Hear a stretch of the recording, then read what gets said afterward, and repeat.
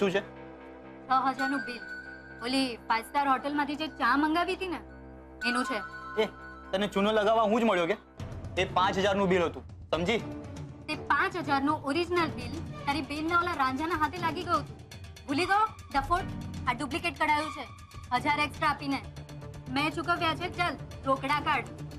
પૈસા પૈસા પૈસા, બધા પૈસા જ માંગે છે. ત્યાં બાબુ મારા ઘરે આવીને નાટક કરી ગયો ને તું પૈસા દે પૈસા દે, ને ત્યાં મારો બાપો 1500 આપ 15000 આપ. અરે આટલા બધા પૈસા લાવું ક્યાંથી? બેંક લૂંટું તો કઈ થાય?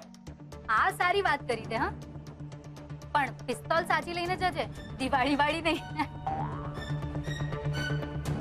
હસી લે. તું પણ હસી લે. તને શું ફરક પડે છે? વાટ તો મારી લાગી ગઈ છે. ઓલી કિંજલે શું ડેરિંગ કરીને બતાવ્યું છે? બધાની સામે ઓલો ઉત્કર્ષને લાફો મારી દીધો. બોલ શું શું કહ્યું? હીરે ના રાંઝાને લાફો મારી દીધો? હા, ઓલો રાંઝા લવ લેટર લઈને આવેલો અને લેટર બાના હાથમાં આવી ગયો ને બા થોડી પછી છોડે. હા, આખરે છે તો એ લાઉડ સ્પીકર જ ને. પરાડ્યો છે મોટેથી. પણ પછી શું થયું? ઈલું ઈલું કન્ફર્મ થયું કે નહીં? ક્યાંથી? બાને એમ કિંજલ ગમે એટલા બહાના કરીને છે ને આ કાગળ ખોટો છે એમ સાબિત કરી દેશે અને બચાવી લેશે એના રાંઝાને. પણ ના, ઓલી કિંજલે તો બધાની સામે લાફો મારી દીધો ને કહી દીધું ગેટ આઉટ. શું વાત કરે છે? હિંમત છે હા બસ છોકરીમાં. અરે એની હિંમતને કારણે તો મારી વાટ લાગી છે યાર. ખુશ્બુ, ઓલી કિંજલ નામની બલાનું તું કઈક કર, કઈક કર ખુશ્બુ, કઈક કર. હવે આનું શું કરવું મને કઈ સમજાતું નથી. એ ભાઈ ઉત્કર્ષ, ચાલ ચાલ ઉભો થા, આપણે જવાના. ક્યાં શું? આખી જિંદગી આ રૂમમાં ભરાઈ રહેવાનો વિચાર છે તારો? નહીં ને? ચાલ સેજલે મળવા જવાના. અરે ત્યાં કંઈક ને કંઈક પ્લાન કરી લઈશું કે તારી અને કિંજલની વચ્ચે પેચઅપ કેવી રીતે કરવું. ચાલ ઉભો થા. અરે કર્ષ, મારી વાત તો સાંભળ ભાઈ. મને ખબર છે કે તારી અંદરનો મેલ ઈગો હર્ટ થયો છે ને ઉપરથી પપ્પાએ બળતામાં ઘી ઉમેર્યું છે એની હેસિયત ને તારી લાયકાત કહીને. પણ એક વાત યાદ રાખજે, મારા પપ્પા એમની લાઈફમાં પ્રેમને ક્યારેય પણ સપોર્ટ નહીં કરે. એમને જો સૌથી વધારે વાલું હોય ને તો એ છે એમનો બિઝનેસનો પ્રોફિટ અને એમનું સ્ટેટસ. એટલે કહું છું કે એમની વાત હંમેશા આ કાનથી સાંભળીને આ કાનથી કાઢી જ નાખજે, સમજો? ચાલ હવે ઉભો થા. ઉત્કર્ષ, હવે તો હાથ કરે છે યાર તું. ક્યાં સુધી આમને આમ ચૂપચાપ બેસી રહીશ તું? હા, મોઢામાંથી કંઈક તો બોલ તો મને સમજ પડે આગળ શું કરવું. ભાઈ હું તને કહું છું, સમજ પડે છે?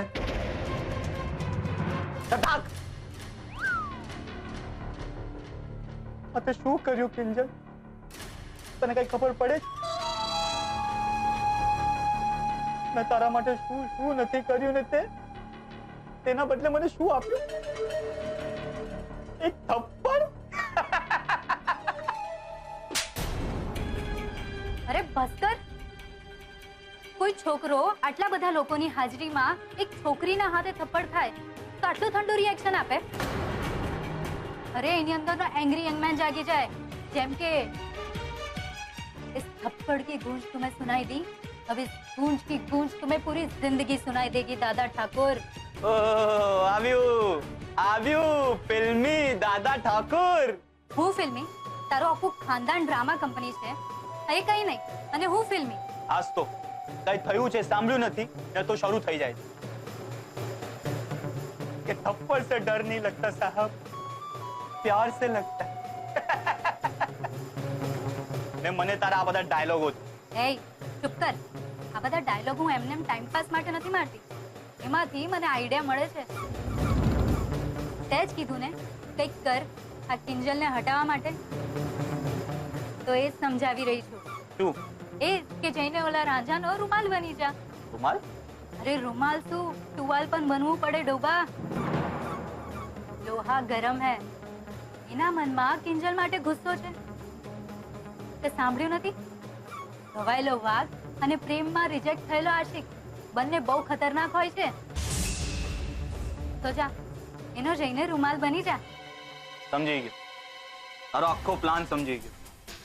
દુશ્મન કા દુશ્મન અપના દોસ્ત. એ ભાઈ હું તારો દુશ્મન નથી કે આવી રીતે જોઈ છે. પાછી કિંજલ સાથે દોસ્તી કરવી છે ને, પેચઅપ કરવું છે ને તારે. તને લાગે છે કે આ પોસિબલ છે? અરે ભાઈ કોશિશ કરવામાં વાંધો શું છે? હા ને એમ પણ પોસ્ટર પ્રકરણ વખતે જ્યારે તારો કોઈ વાંક નતો ત્યારે પણ તે સેજલના ઘરે જઈને પપ્પાજીની માફી માંગેલી ને. બસ તો પછી આ વખતે તો ક્યાંક ને ક્યાંક તારી ભૂલ છે, તને પણ ખબર છે, તો પછી જવામાં વાંધો શું છે? વાંધો એ છે કે જો હું મોહન અંકલની અને કિંજલની માફી માંગુ ને તો કિંજલને પણ મારી માફી માંગવી પડશે, કારણ કે એને મને જાહેરમાં લાફો માર્યો છે. એ ના, આ નહીં થાય બોસ. ને ઉત્કર્ષ, હું તને એલર્ટ કરું છું કે પપ્પાની વાતમાં તણાઈ જવાની જરૂર નથી. હું માસુ અંકલની વાતમાં આવીને આ બધું નથી બોલી રહ્યો રૂપેશ. કિંજલે જે બાલિશ વર્તન કર્યું છે એનો વિરોધ કરી રહ્યો છું. એને પણ તો ખબર પડવી જોઈએ કે પ્રેમના પ્રસ્તાવને શાંતિથી પણ રિજેક્ટ કરી શકાય. અરે પ્રેમથી એને હું તાપીનગરની રાણી કહું છું, એનો અર્થ એ થોડો છે કે એ સદા તલવાર લઈને ઊભી રહે.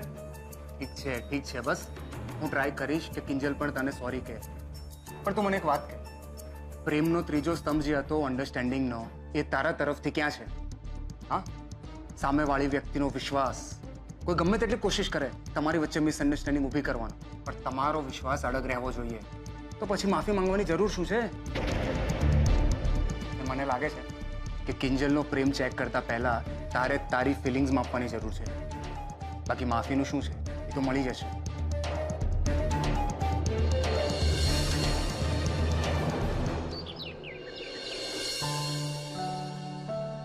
મીરાબેન, આ દવાઓ આપતા રહેજો રોજ દિવસમાં 3 વાર.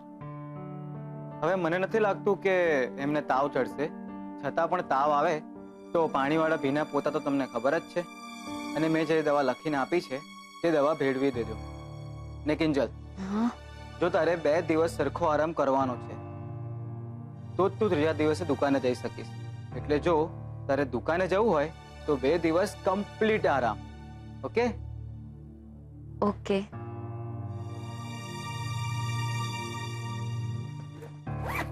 ડોક્ટર સાહેબ, હું મૂકી જાઉં. ના મીરાબેન, તમે શાંતિથી કિંજલ સાથે બેસો, હું જતો રહીશ. સાંભળ્યું ને કિંજલ, ડોક્ટરે શું કહ્યું તે? કમ્પ્લીટ આરામ, એટલે શારીરિક પણ અને માનસિક પણ. અને આ બિલકુલ ચલાવવાનું નથી, સમજી? અને તને ખબર છે તારા પપ્પાને તારી કેટલી બધી ચિંતા થઈ ગઈ હતી તે? સારું, આ ચલાવવાનું બંધ. પણ મમ્મી, તું મને કહે ને, શું મેં સાચે જ ભૂલ કરી છે? મારે ઉત્કર્ષની માફી માંગવી જોઈએ? એમાં એવું છે ને બેટા, કે જે છોકરી મનની પવિત્ર હોય એની સાથે આવું કંઈ પણ થાય ને ત્યારે એ ડરી જાય અને સમજી ના શકે કે શું કરવું. ત્યારે લાફો મારવા જેવું પગલું કદાચ ભરાઈ જાય.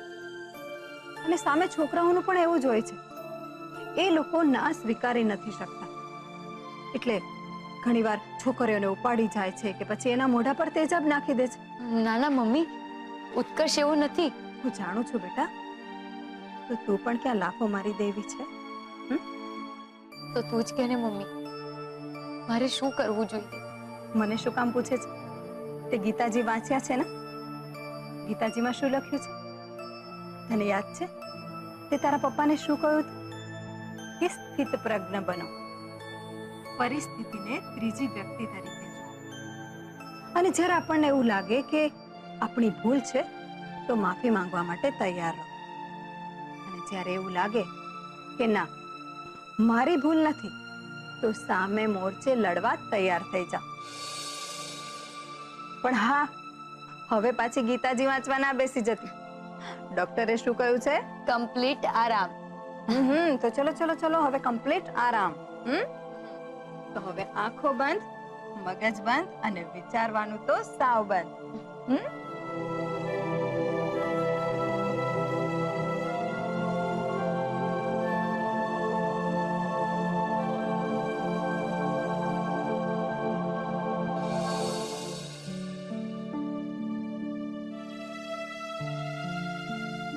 મીરા ભાભી, અંદર આવો કે? અરે સરોજ, તું આવ ને.